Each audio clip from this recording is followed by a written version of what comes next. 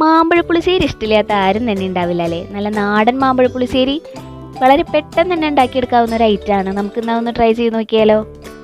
അതിനായി ഒരു 6 മൂവാണ്ടൻ മാമ്പഴം എടുത്തിട്ടുണ്ട്. നന്നായി പഴുത്ത മാമ്പഴമാണ്. ചെറിയ മാമ്പഴമാണ് ഇതിന് ശരിക്കും യൂസ് ചെയ്യുക, പക്ഷേ അത് കിട്ടാത്തതുകൊണ്ട് വലിയ മാമ്പഴം വെച്ച് ചെയ്യുകയാണ്. വലിയ മാമ്പഴം കൊണ്ട് ചെയ്താൽ നല്ല ടേസ്റ്റിയാണ്. അതിലേക്ക് 1/2 ടേബിൾ സ്പൂൺ മഞ്ഞൾപ്പൊടി ചേർത്ത് കൊടുത്തു, 1/2 ടേബിൾ സ്പൂൺ മുളക് പൊടി, 1/2 ടേബിൾ സ്പൂൺ ഉപ്പുപൊടി, പിന്നെ ഒരു 1/2 ഗ്ലാസ് വെള്ളം കൂടി ചേർത്ത് നന്നായി വേവിക്കാൻ വെക്കുക. വെന്ത് വരുന്ന സമയം കൊണ്ട് 2 അച്ച് ബെല്ലം നമുക്കൊന്ന് ഉരുക്കി മാറ്റി വെക്കണം.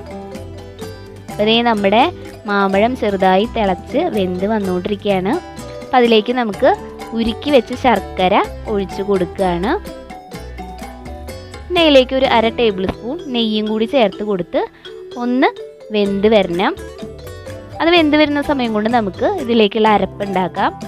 മിക്സിയുടെ ജാറിലേക്ക് ഒരു 1/2 മുറി നാളികേരം ചിരകിയത് ചേർത്ത് കൊടുക്കുക.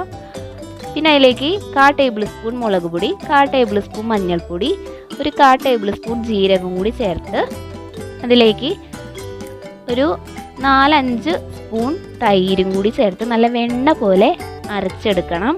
ഇതുപോലെ നന്നായി അരച്ചെടുക്കുകയാണ്. മാമ്പഴപ്പതി നന്നായി തിളച്ച് വെന്ത് വന്നിട്ടുണ്ട്. ആ ശർക്കര പാനിയിലും നെയ്യിലും കിടന്ന് നന്നായി വെന്ത് വന്നിട്ടുണ്ട്. അതിലേക്ക് നമ്മൾ ഈ അരപ്പ് ചേർത്ത് കൊടുക്കുകയാണ്. അരപ്പ് ചേർത്ത് കൊടുത്ത ശേഷം ഒന്ന് ഇളക്കി കൊടുക്കുക.